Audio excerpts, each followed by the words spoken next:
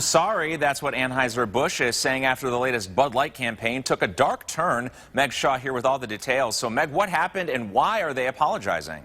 Well, the popular brewmaker was attempting to have some fun with their latest Up for Whatever campaign, but social media users weren't too pleased. So here's what the label that appeared on the bottles. It says, "It's the perfect beer for removing no from your vocabulary for the night." And that image on the label quickly became the center of attention on social media. Users upset with the label evoking the rape culture. So in response to the negative feedback, Anheuser-Busch quickly released a statement. In part, it says, "It's clear that this particular message missed the mark and we regret it. We would never condone disrespectful or irresponsible behavior." Now, that label was just one of 140 messages that were created as part of that campaign.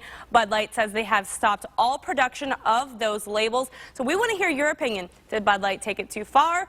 Tweet at the Now Cleveland or head to our Facebook page and leave your comment.